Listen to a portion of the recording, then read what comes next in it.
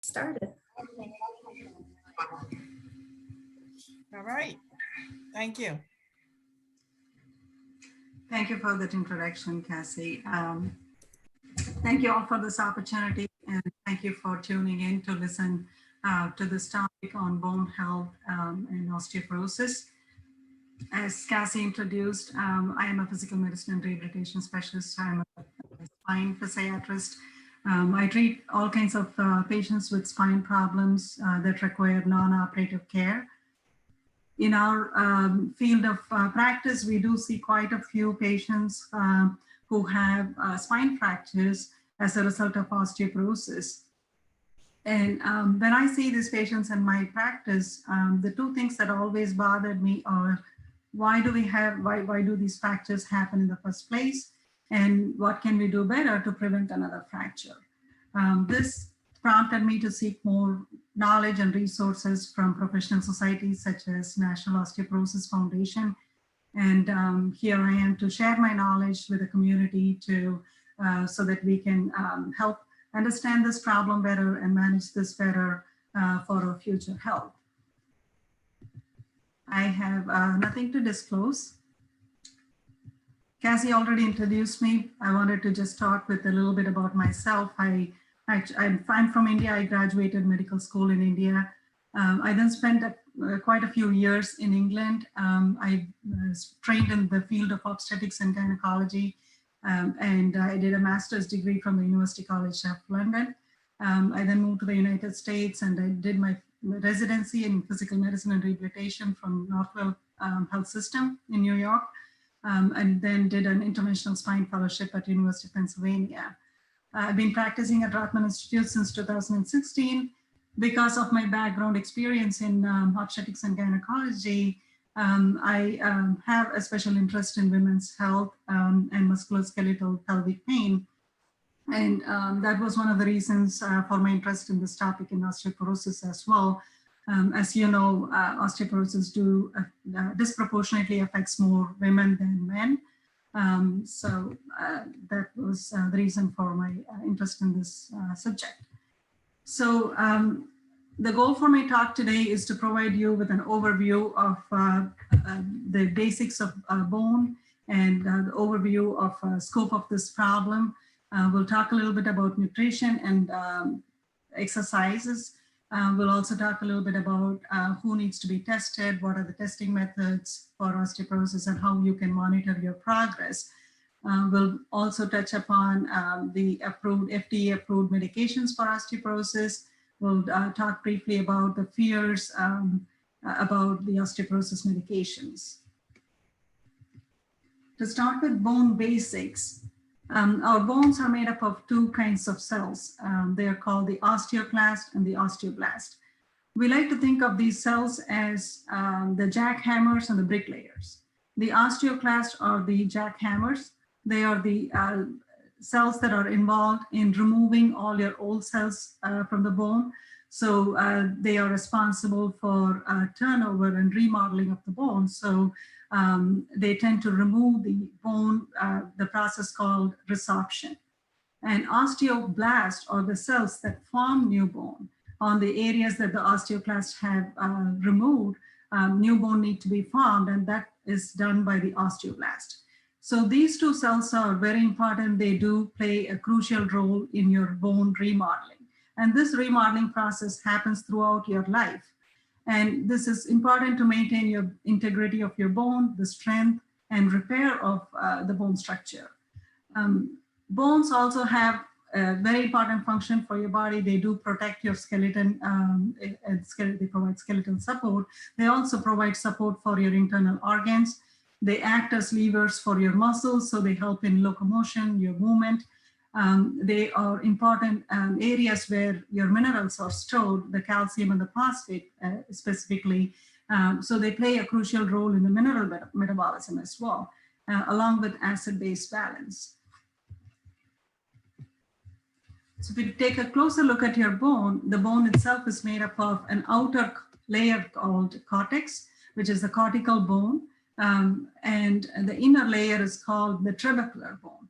So the outer cortical bone is a thick layer that is actually has much less turnover on a regular basis. It doesn't turn over as much, but it provides a lot of torsional resistance. So when you twist or turn, those kind of motion is protected, your bones are protected by the cortical part of the bone.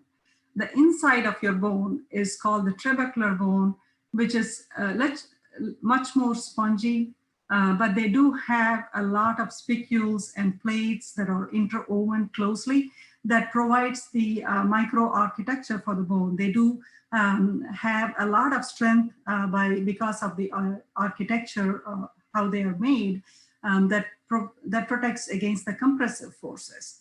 So depending on which bone you look at, some bones have a thicker cortex and some bones have a thinner cortex.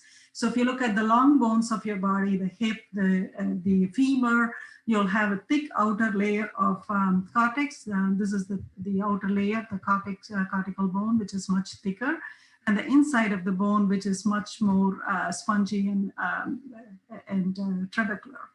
If you look at the spine itself in the vertebrae, you have a much thinner layer of cortex, and the inner layer is the cancellous bone is much more larger. They have a larger surface area in your spine.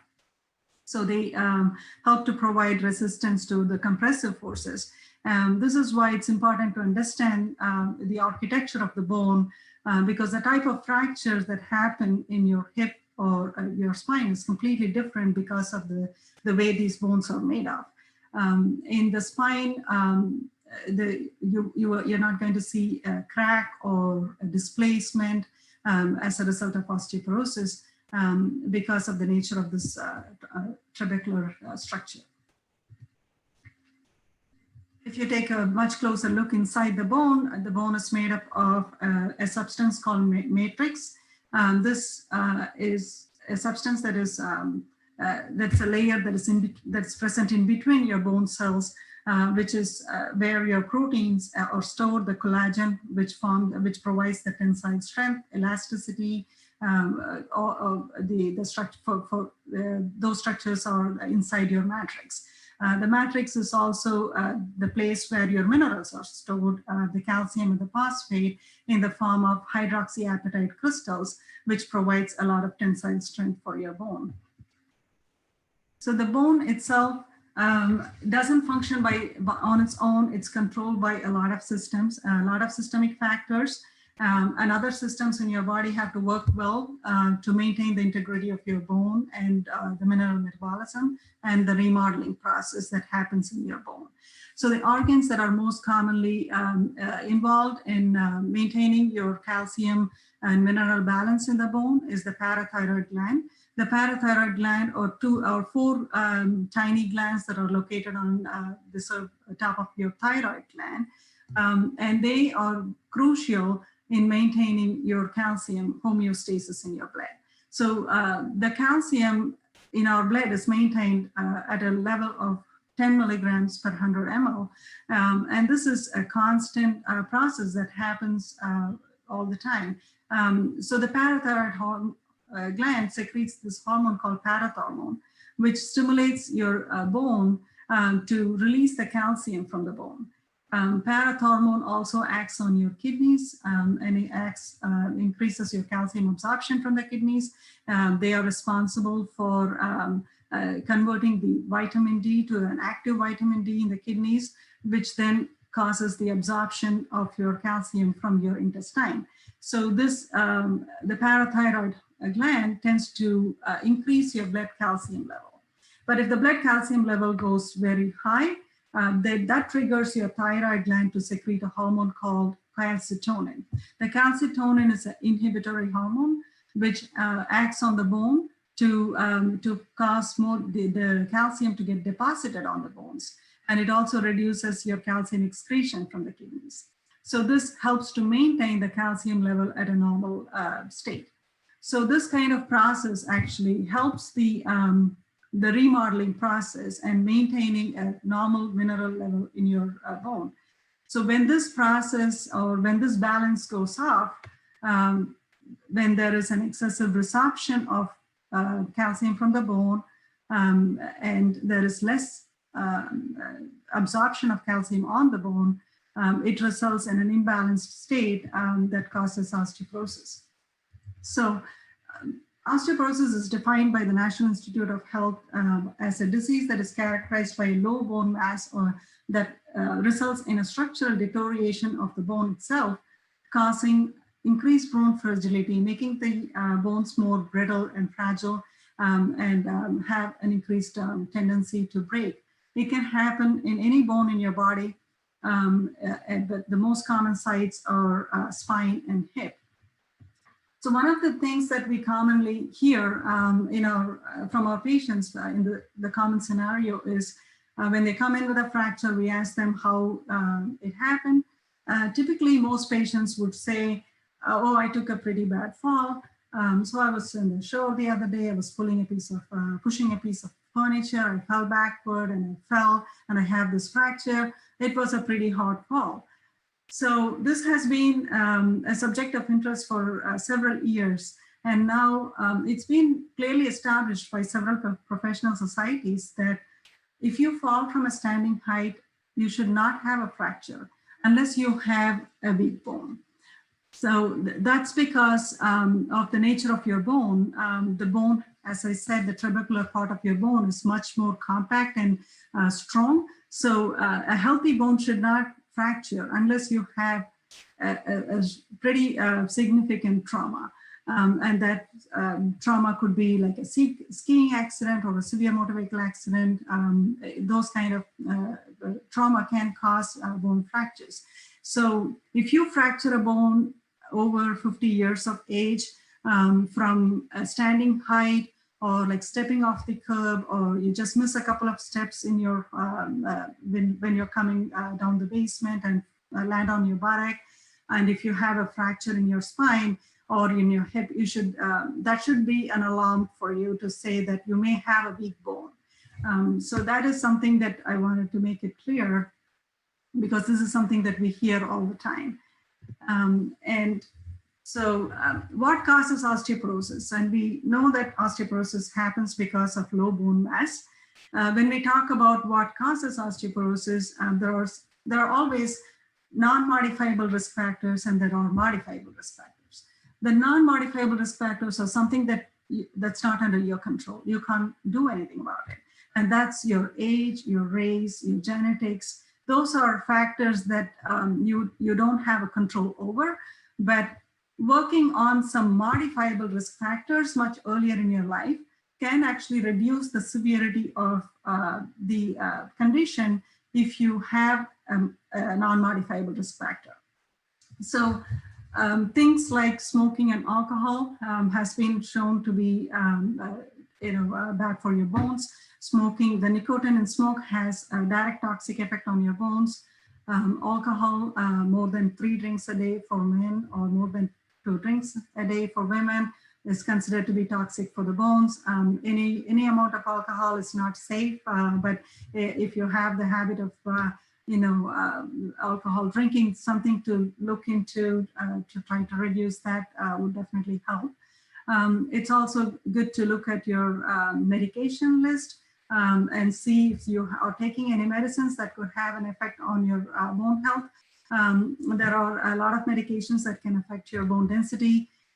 Traditionally, steroids and glucocorticoids are known to cause osteoporosis, but sometimes there are conditions where you have to be on it. So if you're on those kind of medications, you should always think about the possibility of getting, watching your bone density over time.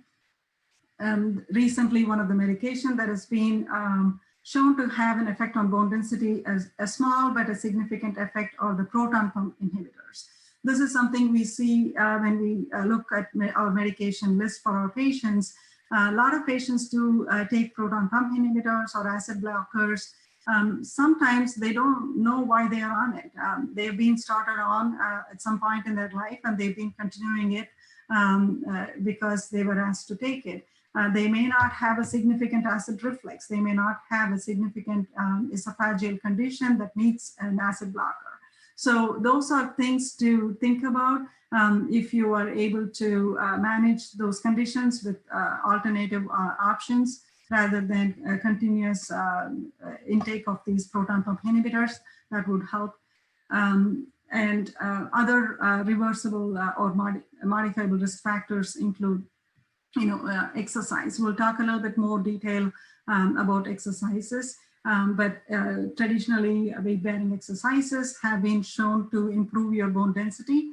And I'm sure most people know that people who go to the space, the astronauts, this is how they found out why weight-bearing exercises are important, because astronauts who live in the space station tend to lose 1 to 2% of their bone mass every month they stay up there, to an extent where the technology has really been advanced, and now they have specially made treadmills that they take to the space station, and they actually put themselves on a harness and attach themselves to the aircraft, to a spacecraft, and exercise at least 30 minutes every day while up there. So I think that's an important message for us to think about.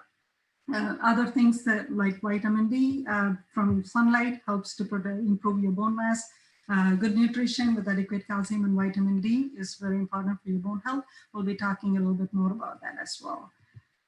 So another important point that I want to emphasize, if you look at this graph here, your peak bone mass, that the maximum amount of bone mass that you can build is actually peaks at the age 30.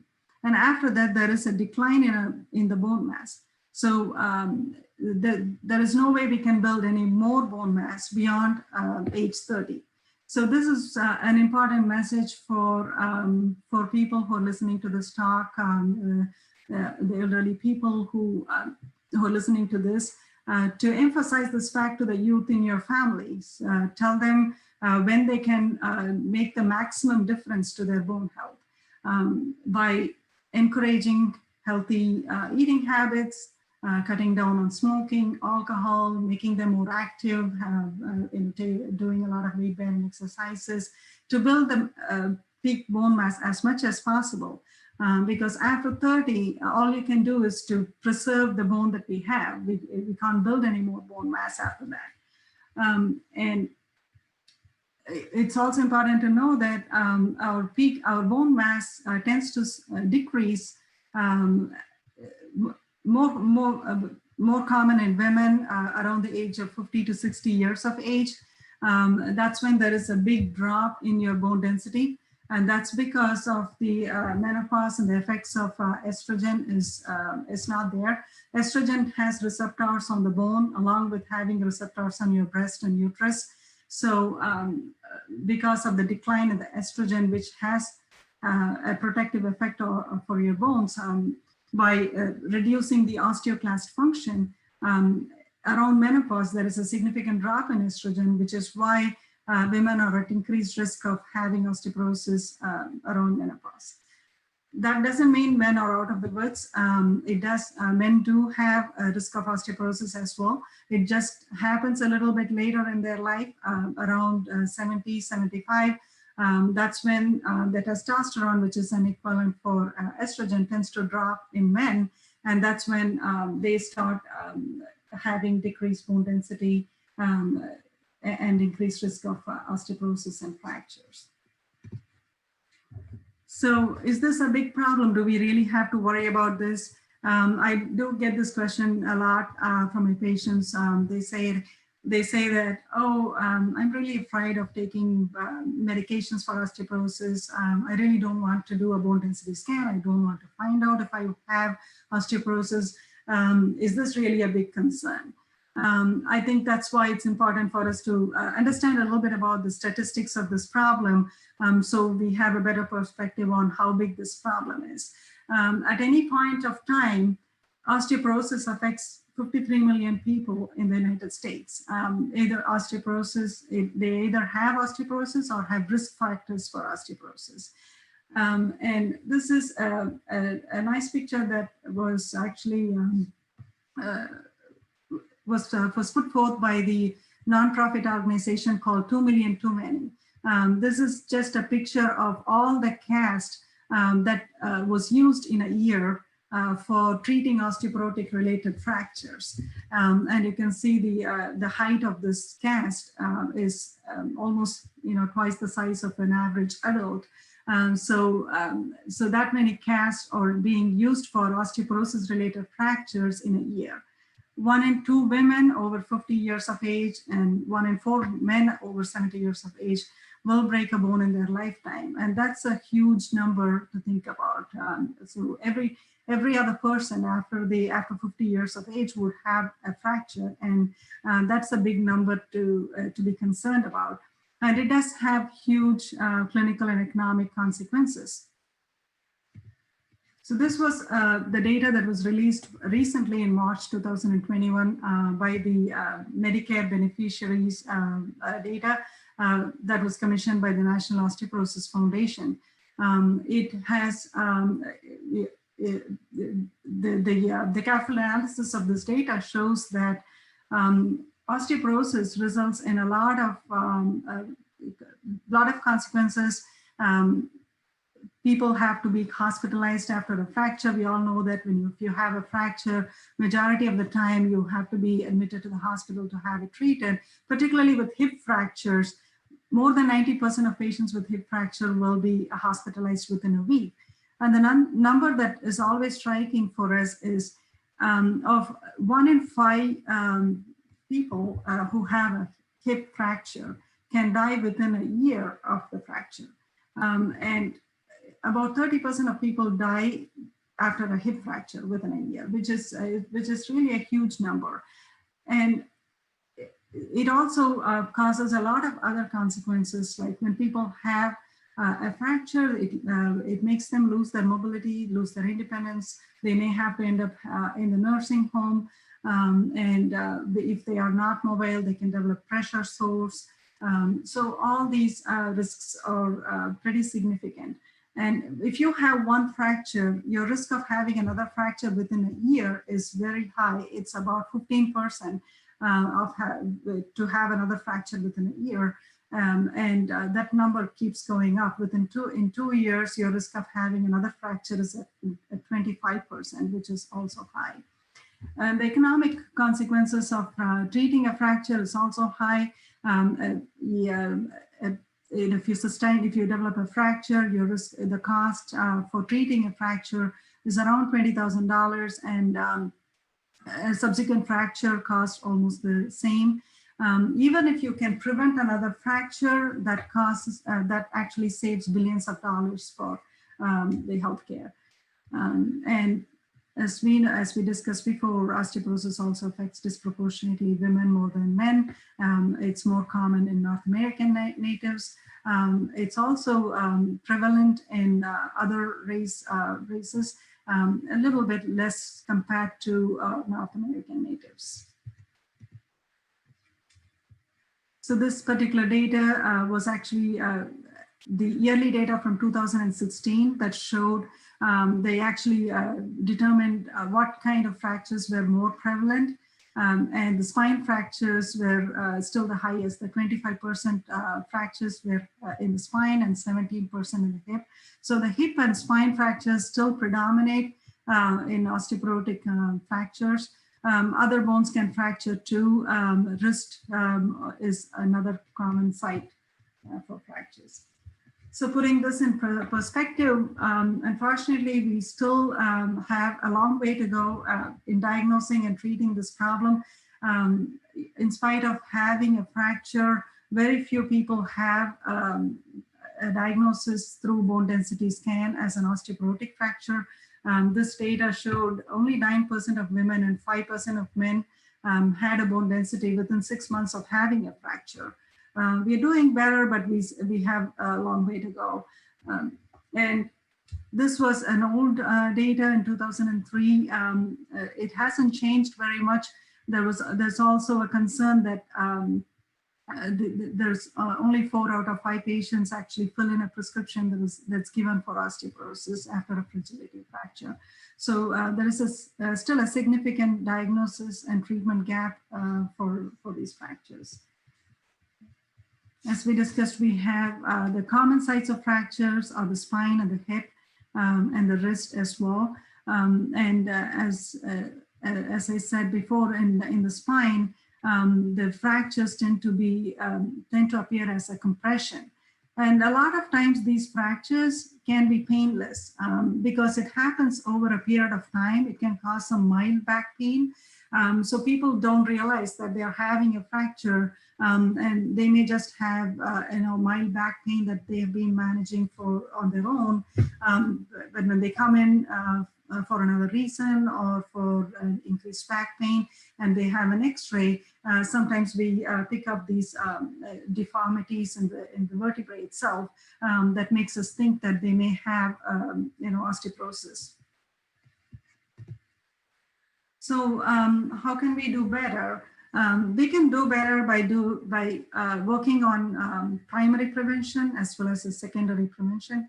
Primary prevention are all the things that we just talked about. We need to improve our testing using bone density scan.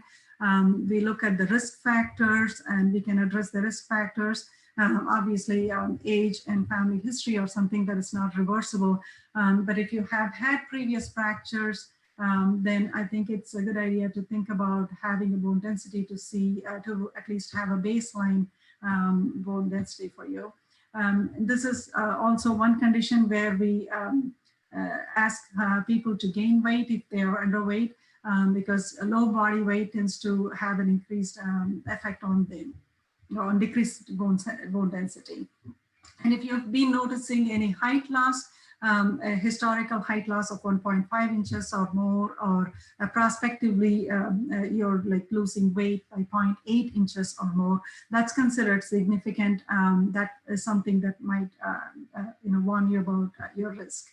And obviously working on other risk factors like smoking, alcohol use, looking into other conditions that may cause what we call a secondary osteoporosis, like rheumatoid arthritis, if you have diabetes, or if you have to use a steroid on a low dose for a longer than 3 month period. Those are risk factors that we can look into closely and diagnose with a bone density scan. And once a fracture happens, then we have to do better with preventing another fracture, because fractures do have like devastating consequences. So when do we need testing? So right now the guidelines are women over 65 and men over 70 should have a baseline bone density just to see if you fall into the categories of risk. But if you're younger and have significant risk factors, that is a reason to consider testing. Or if you have a fracture over 50 with very minimal trauma, then you should consider testing. Or if you have other conditions that predispose to osteoporosis. What are the testing methods? We don't have a perfect test yet, but bone density scan is still considered to be the gold standard for your bone density, for evaluating your osteoporosis. It is a pretty simple test. It's you go through an X-ray machine and you have this density that is taken in mostly 2 areas, spine and hip. Other areas can be also tested depending on your risk factors. Usually Medicare covers this test. And I was told that it doesn't cost much. It's about $100. So even if the insurance doesn't cover, and if you consider yourself as a very high risk, it is worth getting a bone density scan. The other tool that we also use, it's called a FRAX tool. This was actually developed in the United Kingdom. It's a very good tool to calculate your 10-year probability of having a hip or spine fracture, or hip or any fracture, or a major fracture. So it's an online calculator. It asks you for information on age, gender, height and weight, and the risk factors for osteoporosis. Once all this data is entered, it gives you a 10-year probability of having a major osteoporotic fracture or a hip fracture. And a lot of professional societies have got together and came up with a consensus that if you have a major osteoporotic fracture risk over a 10-year period of more than 20%, or if you have a risk of more than 3% for the hip, then that is considered as an indication for treatment. So what do the numbers mean in bone density, and how often should you have a DEXA scan? So bone density is, the results are given to us in the form of a score called T-score. The T-score is, ranges from +1 to more than -0.25. So there are like 3 ranges of numbers that we look at. So normal bone density is any positive numbers, anything more than -1 would be considered as normal bone density. -1 to -2.5 is osteopenia, and -2.5 and above would be osteoporosis. And the number actually means the standard deviation in comparison to a young adult. As we talked before, the peak bone mass happens at age 30. So when you have a T-score, your score is compared to the T-score of a young adult who would have a peak bone mass. So the standard deviation of your score from the normal adult would be your risk for osteoporosis. So if you have a bone density that falls within the osteopenic range, but you have a very low risk of developing a fracture from osteoporosis, you can have a bone density repeated in another 5 years or 10 years, depending on your risk factors. But if you have risk factors for osteoporosis and you have osteopenia, it's ideally it should be repeated in 2 years. So it is somewhat individual based on your risk factors. And the scores are, there are 2 kinds of scores that we look at, the T-score or the Z-score. As I said, the T-score would compare your score with a young adult. The Z-score compares your score with the score of a person of your age and gender. So for young people, we tend to rely on the Z-score, and for older people, we rely on the T-scores. The FRAX calculator gives us a score of a 10-year probability of hip fracture. On this graph here, the y-axis here is the 10-year probability of having a hip fracture, and the x-axis here is your T-score. Minus 2.5 is considered as the osteoporosis range. So this graph really helps us to determine treatment for patients based on their age. So your treatment will also depend on what age you are and what is your probability of having a hip fracture over a 10-year period. So as you can see, the orange is 50 and the red is 80 years. So if you fall into the osteopenic range, -1 to -2.5, but if you are 80 years of age, you are above the 3% risk of having a hip fracture in a 10-year period. So even if you have osteopenia, but if you have a 10-year probability risk of more than 3%, then you would be considered candidate for treatment for osteoporosis. The same thing if you have osteopenia, but if you are only 50 years of age, then you don't have to worry about treatment at this time, but we can keep an eye on things. So if you have osteoporosis range of T-score, if your T-score is less than 2.5, and if you're 50, you're still within the normal range and you still, even if you have osteoporosis, your 10-year probability of having a fracture is much less because age is on your side. So this is something that you can watch. But if you have this kind of a score, but if you're 60 or 70 or 80, then that is something that you might have to think about starting a medication or treatment for osteoporosis.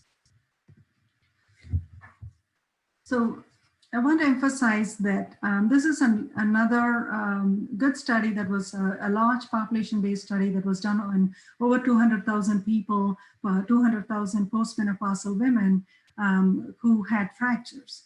So this was published in 2001, and the pink area here is the peak fractures that happen in women. And if you look at the T-scores were less than 2.5. So this is mainly to emphasize that a lot of fractures happen in the osteopenic group. So we do hear this a lot in our patients too. When we ask patients, have you ever had a bone density? They say, oh, I think I had one 2 years ago. And what did it show? It showed, oh, I think it was osteopenia. It wasn't bad, and it was just osteopenia. So this is something that we are paying more attention to. Even if you have osteopenia, you do have a high risk of fracture. So that's when your risk factors come into play. Your 10-year probability comes into picture. That's when you have to determine who should be considered for treatment.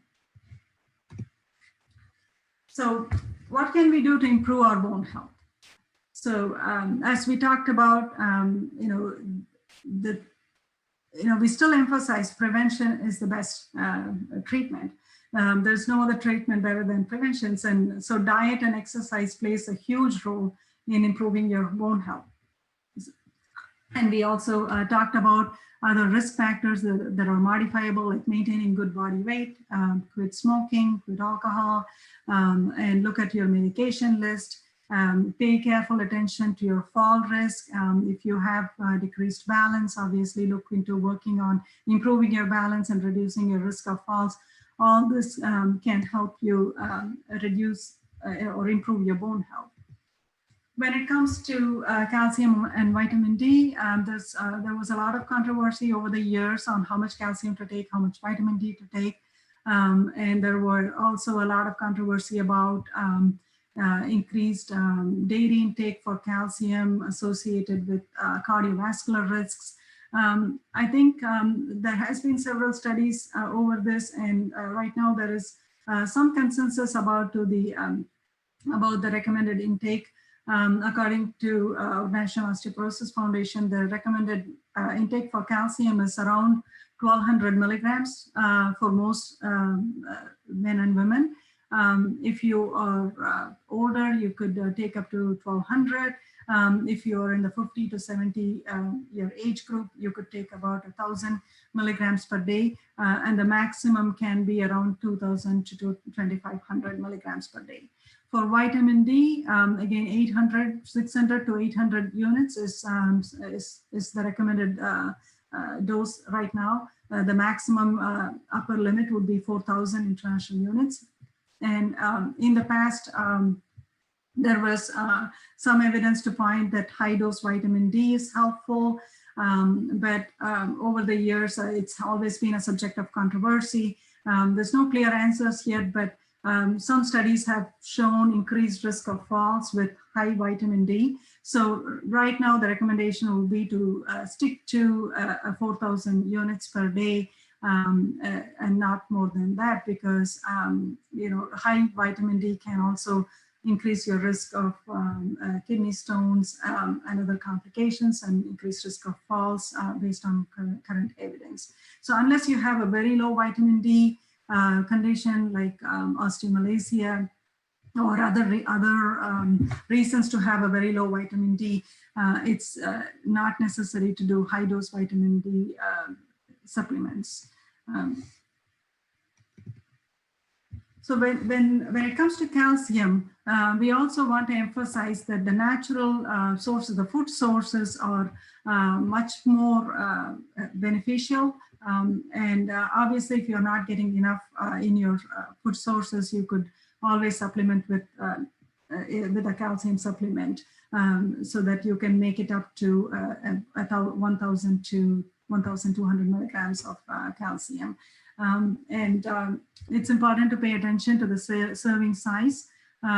So this glass of milk is an 8-ounce glass of milk, has 300 milligrams of calcium, and the same with the orange juice. We all know that dairy products tend to have more calcium than other food sources, but healthy eating with vegetables they all have good sources of calcium. So it can add up depending on your diet, focusing on a balanced diet, having a combination of dairy and non-dairy products can improve your calcium. One thing you can easily monitor yourself would be to look at the label and look at how much percentage of calcium it has. And the quick rule of thumb would be if there is a 30% calcium in this drink, then you can multiply by 10, and that would be a 300 milligrams. So around 300 milligram, give or take, would be the calcium level.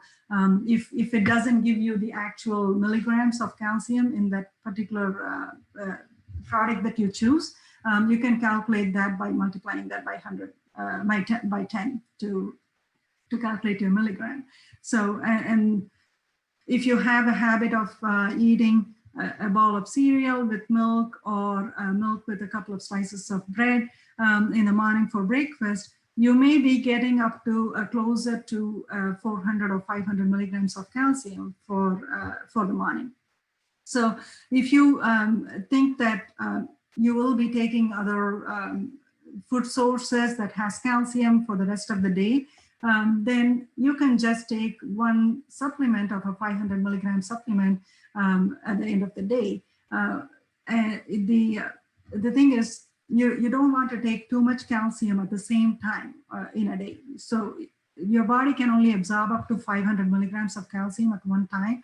So if you take more than 500, it's going to be excreted by the kidneys. So you want to split the dose. You could take any supplement like a calcium carbonate or a calcium citrate, but if you are on an acid blocker or a proton pump inhibitor, the recommendation would be to take calcium citrate because the calcium carbonate doesn't get absorbed if you're on an acid blocker. So if you're taking calcium citrate, sometimes you have to take a little bit more than what you would replace for calcium carbonate. Because the bioavailability, or what we call as elemental calcium, is less compared to the other calcium carbonate itself. Calcium citrate is also a little bit more expensive.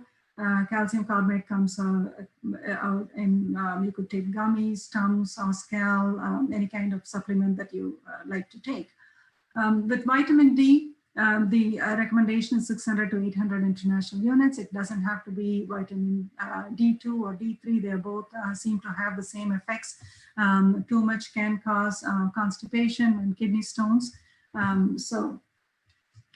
This would be a general guide for you to work on calcium and vitamin D.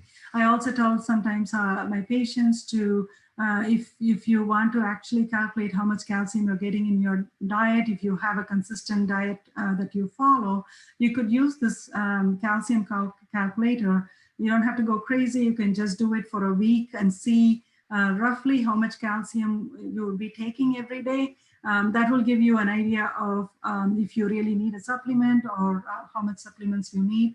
And make sure if you're taking a supplement, split it so that you don't take all of it at the same time. So this is another slide just to give you an idea of all the other sources of calcium in natural, in your food sources, and obviously making good choices. For example, if you look at the calcium content in a kale, on an 8-ounce serving has 180 milligram, if you look at mac and cheese, which is more of a dairy product, it has one package has 325 milligram. So it doesn't mean that you just have to take the highest calcium rich food. You also have to make healthy choices. So that's why it's important to have a balanced diet, focusing on some greens and other mixed things, particularly the things like seafood, like sardines and salmon. They do have a good amount of calcium and vitamin D as well. So it's good to mix it up. So then we'll talk a little bit about the exercises. We all know that exercises are so important. They're important for your overall health, particularly for osteoporosis. There is a lot of evidence to say that weight-bearing exercises and strength training exercises are particularly very helpful. Weight-bearing exercises can be high impact or low impact. Particularly for improving your bone density, the recommendation would be to find exercises that would actually have a direct impact of your bone with a lot of force. That helps to actually transfer when you're actually doing a lot of jogging and running. There is a good transfer of your ground reactive force on your bones, which actually helps to stimulate your bone to preserve the bone mass. But people are at different activity levels. So sometimes walking or jogging or running is not possible. So even if you're able to do some low impact weight-bearing exercises, that is going to help. So if you cannot run, it's okay, you can walk, but you could also do mix it up with like climbing upstairs and go up and down the stairs. That has a little bit more weight-bearing for your legs. If you enjoy other sports like tennis, or if you like dancing, all these are good high-impact exercises to improve your bone mass. The other exercises that we talk about a lot is muscle strengthening. When you actually strengthen the muscles, these muscles are actually pulling on the bone. Right? So there is a joint reactive force on these muscles, which helps to build the bone as well. So weight training is very important for preventing osteoporosis. So yoga, Pilates, boot camps, those kind of exercises, if you're able to tolerate, are really good. But again, when it comes to exercise, we're all at different levels, so we all have to start from a good baseline. If you feel like you have not exercised enough, or you have poor balance, we do recommend that it's important to start exercising with supervision with a good physical therapist who would guide you through some good high and low impact exercises and strength training exercises. Never start something on your own if you haven't exercised for a while, or it can cause injuries. So the effectiveness of exercise has been established. We didn't make this up. There's been a lot of studies on physical exercise and what kind of exercises can increase bone density. This was a good study that actually shows that there were like 18 systematic, it was a summary of 18 systematic reviews and meta-analysis, and 7 of them were on whole body vibration as well. So it's been, these studies all show that progressive resistance strength training and multi-component training exercises, those are the exercises that tend to help bone density. Even if you do like low impact exercises like swimming, where you really are not weight bearing, they're really good for you because they actually are improving your muscle strength, and the muscle strength is indirectly helping your bones too. There are also several studies on whole body vibration that has shown to be helpful in improving your bone density. So I just wanted to show you some videos of, this is by no means a comprehensive exercise program for osteoporosis. This is just to give you a little sample of what strength training exercises that you can do at your own setting at home with no need for any fancy gym equipment or gym membership. But obviously, as I said before, make sure that you do them with supervision if you haven't exercised before, and if you have an active lifestyle otherwise, and if you want to advance your strength training exercises, you can incorporate some of these exercises in your routine.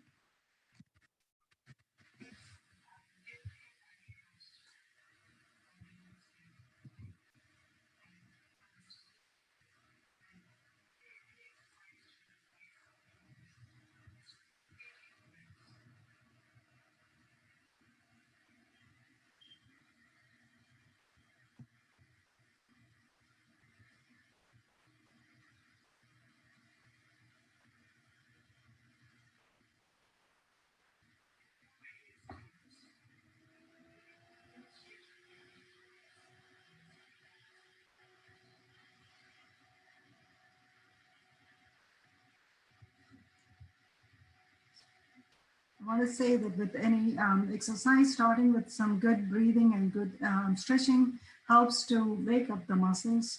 You want to start waking up the muscles before you, actively train them to strengthen.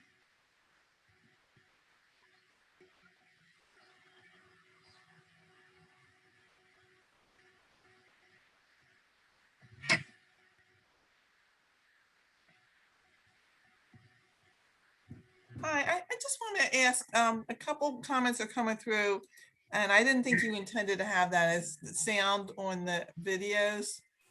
It's, I thought your intention was not to share sound because that's a whole different technical process, correct? Are they not able to hear or? No, there's no sound. When you do, when you have a video running, you have to share your computer sound. Okay. Yeah, How do I do that? but I think they can just see, Yeah, I'm not actually, I'm just going to talk after this one. So I'll just, if they can't hear, I'll just tell them. Okay. That's okay. Yeah.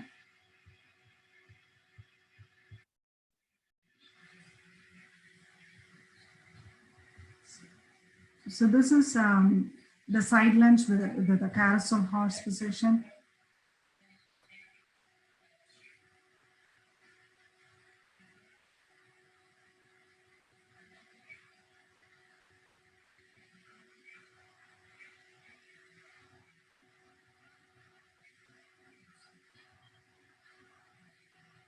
So these are some lunges and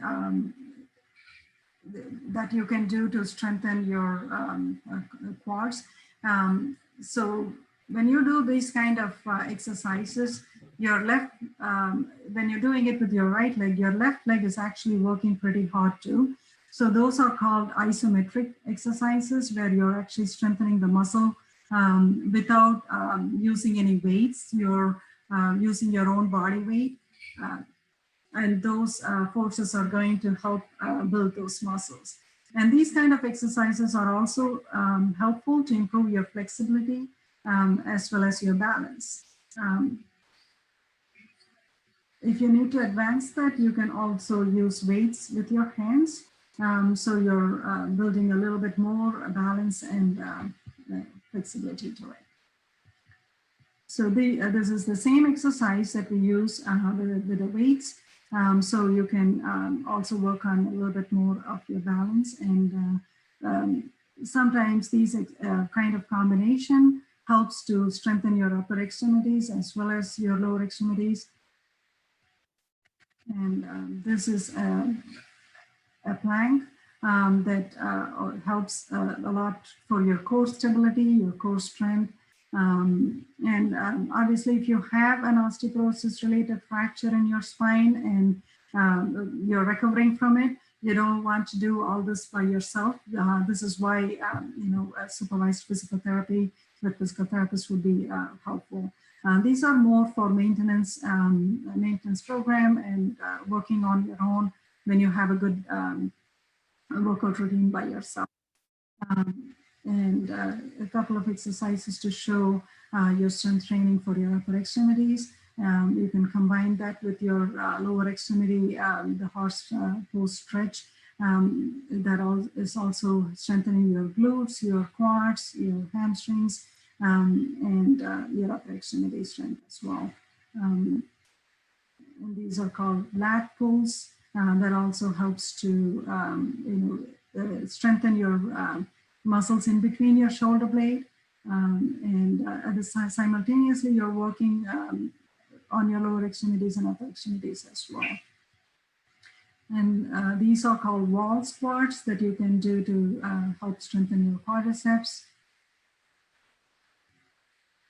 And those are helpful. You could also keep your heels together and do them. That helps to improve your balance and strengthen your outer glutes and your thigh as well. So, and this is the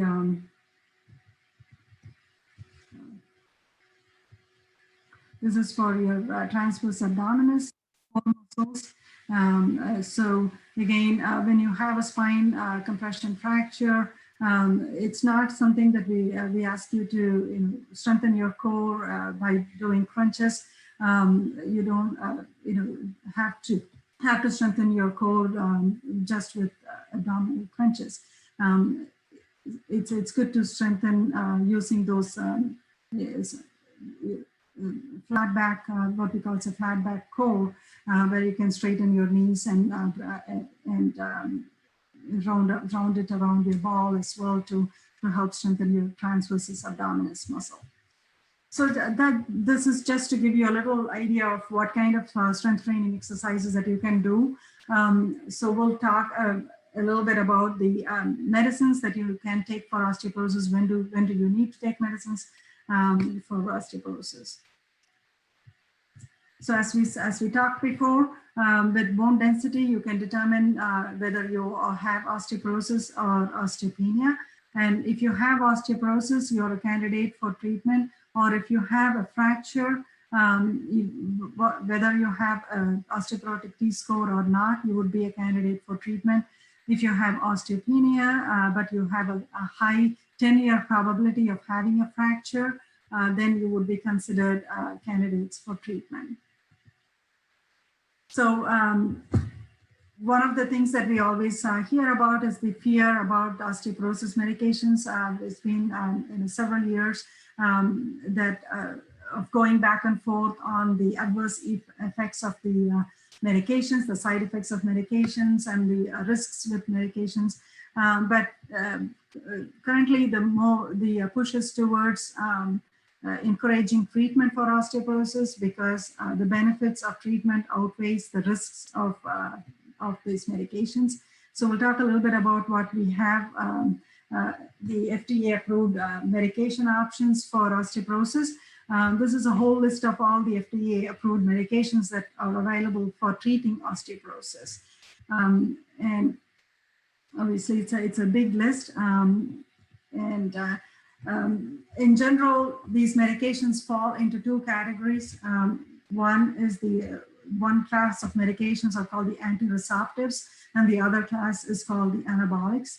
The antiresorptive medications are the medicines that helps to reduce your bone breakdown.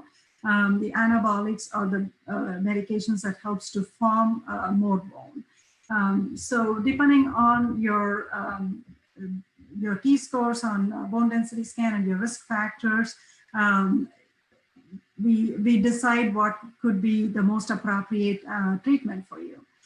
So in general, the antiresorptives, the one that actually slows down the breakdown, are considered to be the first-line treatment for people who have osteopenia with risk factors or osteoporosis, but asymptomatic. So yeah, if you've never had a fracture, but you fall into the category of risk for osteopenia with risk factors or osteoporosis, then the first choice is usually the antiresorptives.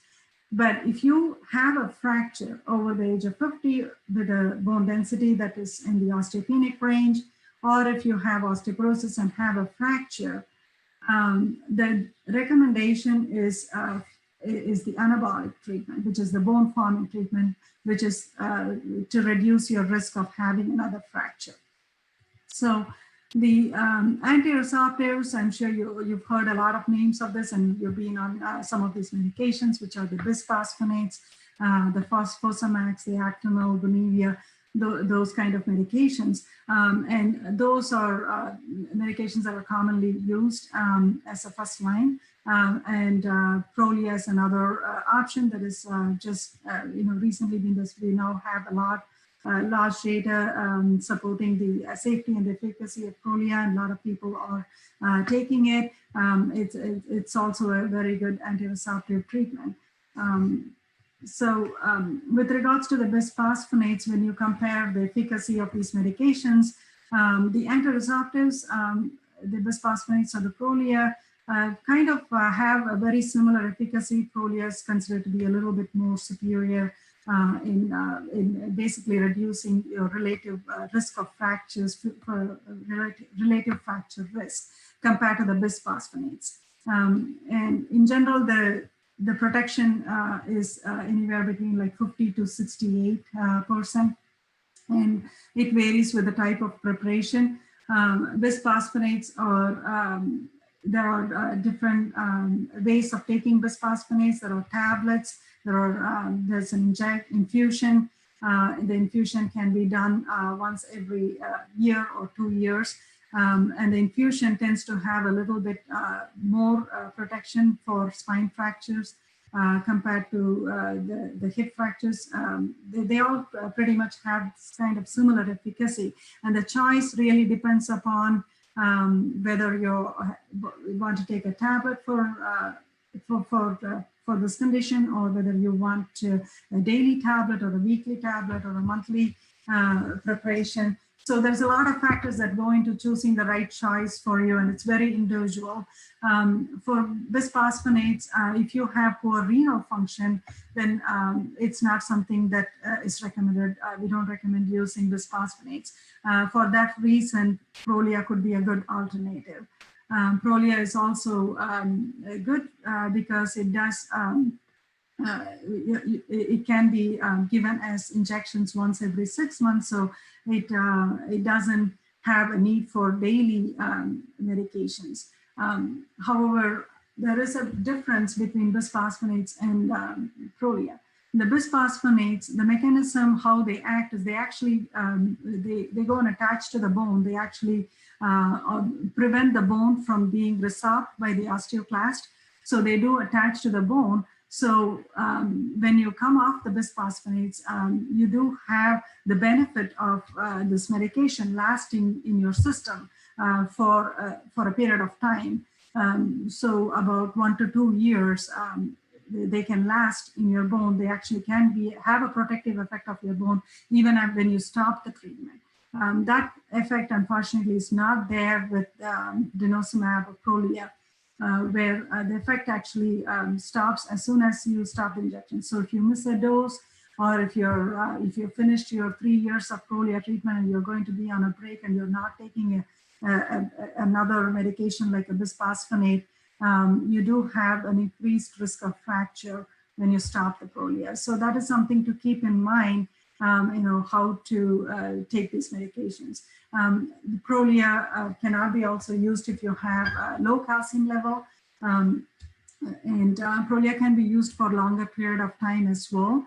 However, if you stop, it's going to have a quick negative effect on decreasing your bone density. So these medications have different effects because of because of the mechanism of action. One of the biggest concerns or fears with bisphosphonates and Prolia, that has been, it's a real concern that has been known to most people, the osteonecrosis of the jaw and atypical femur fractures. When you look at it closely, there is now a lot of evidence to why these complications occur. And it has been shown that the longer duration of the treatment is the reason why you can get these complications. So if you take bisphosphonates for more than like 5 years or so, then your risk is much increased. And also high dose bisphosphonates tend to have these complications than a regular dose that we use for osteoporosis. Because bisphosphonates are also medications that can be used for other conditions, bone conditions like Paget's disease, bone cancers, metastatic bone cancer. So people on high dose treatment are people who might be at risk of developing these complications, particularly the osteonecrosis of the jaw and the atypical femur fracture. So the actual risk is pretty rare. It's less than 1 in 10,000 patients with bisphosphonates and 1.7 with Prolia. If you have other risk factors, like if you're using steroids on a long-term basis, or if you have diabetes or rheumatoid arthritis, or people who have poor dental hygiene, or undergoing extensive dental treatments, or people who might be at risk. So the American Dental Association, along with other professional societies, now recommend that if you have dental issues that need treatment, it's best to be addressed prior to going on these medications. The atypical femur fracture is also rare, and 100 fractures can be prevented to cause one atypical femur fracture. So if you need to be on this medication, something to keep an eye on, like look, if you develop any pain in your thigh that is not responding to your usual care, then that's something to be looked at closely to find out if you have a femur fracture. Again, the risk is not there unless you are on a prolonged treatment course, which is why a drug holiday is recommended for these medications after like 3 years or so, for a couple of years, particularly for bisphosphonates. Even if you're not taking the medication for 2 years, your bone is still having a protective effect from being on it for 3 years. So another briefly about the side effects of these medications. Bisphosphonates mostly cause GI side effects. It does cause severe GI irritation. So the recommendation is to take an empty stomach first thing in the morning, 30 minutes before food, and do not take any calcium supplements for about 2 hours after the bisphosphonates. We talked about the osteonecrosis of the jaw, dental appointments. If you need to be taken care of, take care of it before starting Prolia. You can request your dentist to give you antibiotics, and other things, other side effects, particularly with IV bisphosphonates, would be flu-like symptoms like fevers, joint pain, muscle pain. Those can happen with infusion, which can be prevented by treating with Tylenol before, hydration, good hydration, and things like that. So when do you consider daily injections or anabolic treatment? So if you are on anti-resorptive treatment and you have a fracture while being on it, then you should consider an anabolic treatment, which these medications are protecting you from a fracture, but it's not 100%. We still saw that the protection is about like the risk reduction is about 50 to 68%. So you still have a risk of fracture being on anti-resorptive treatment, which is a case when you would have to think about these bone forming medications. And there are 3 preparations that are available right now, which is you might have heard the names Forteo, Timlos, and Evenity. These are daily injections. The Evenity, the Romosozumab, is a recently FDA approved medication. It was held because it had risk of cardiovascular adverse events, but it's now used cautiously for people with cardiovascular risks. The anabolic medications do have an increased protection. Basically, they do have a significantly improved risk reduction of a further fracture, particularly for the spine, and also pretty good for the non-vertebral fractures as well. However, there is a risk, warning risk of osteosarcoma, but they've only been seen on animal studies. They have not been reported in human, and also recommended to take a break after 18 months. So it's not recommended beyond 18 months at this time, when you would be switching over to an anti-resorptive therapy like a bisphosphonate or a Prolia. Anabolics cannot be also used if you have a parathyroid problem or hypercalcemia or bone cancer, those kind of things. There are just briefly about other options that are there for osteoporosis. There are a class of medications called selective estrogen receptor modulators or hormone replacement treatment. This is a very good option for perimenopausal women from 50 to 65 years of age. Hormone replacement therapy is not generally recommended. The HRT, which has both estrogen and progesterone.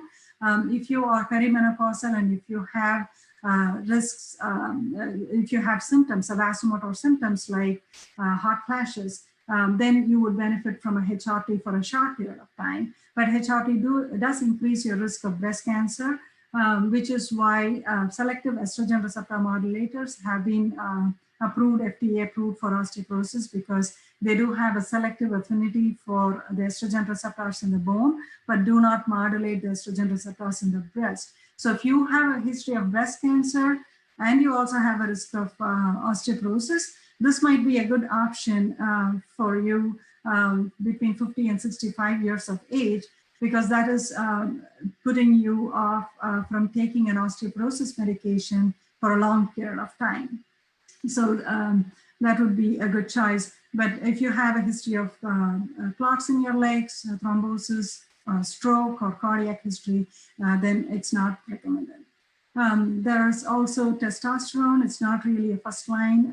Only if you have really low testosterone levels, it can be a protective effect on your bones.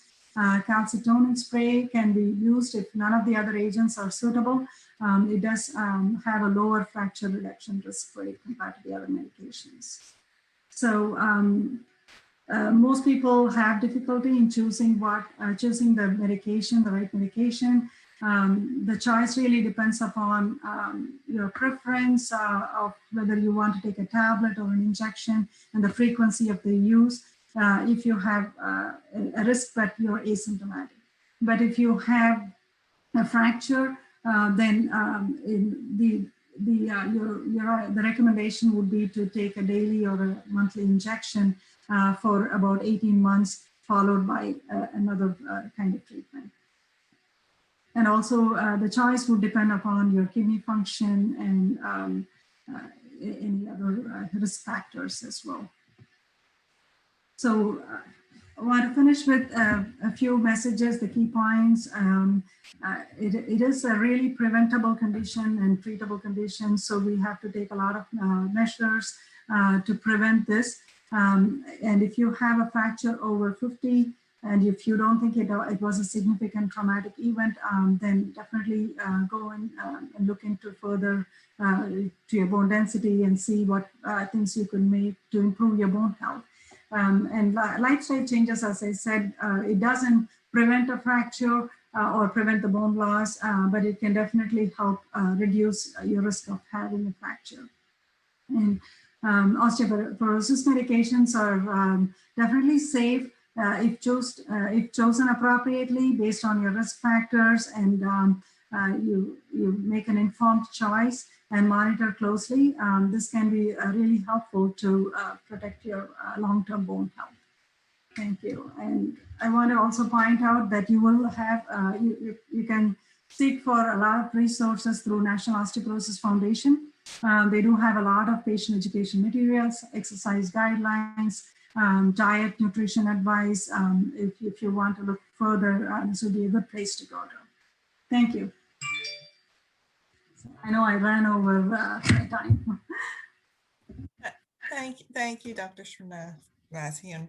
I realize we have a lot of questions, and some of them you did answer during your talks, particularly about exercises and some medication and things like that.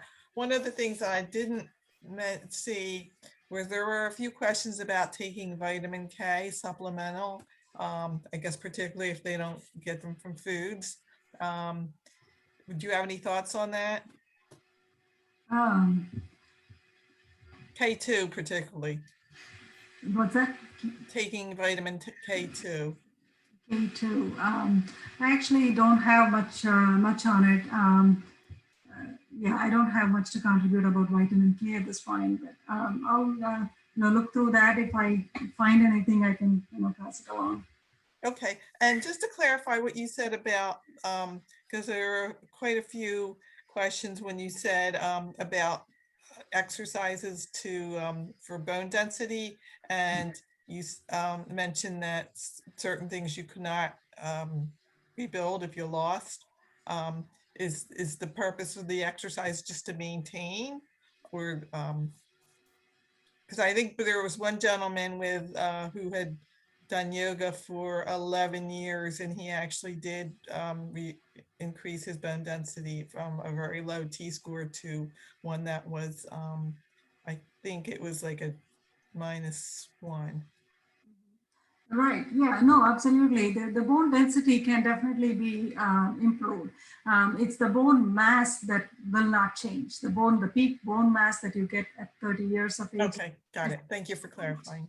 Okay, I will send off the rest of these questions that it doesn't appear that you've answered, because I realize, like I said, we are running over on time. And I want to thank everybody. We'll try to get this presentation out to everybody. If you don't receive it, my email was in the chat. Feel free to email me. And we look forward to you coming next month for our senior suppers. Yeah, I also want to say, I think I ran the last few slides pretty fast, the treatment part, and I was running over time. So if there is any questions that people didn't understand about the treatment part, if they have any questions, please feel free to send us the questions and we'll get through some clarifications. Okay, well, thank you very much for sharing all this information, very valuable. And thank you everyone for coming. Thank you. All right, have a great night. Yeah, you too. Thank you. Bye-bye.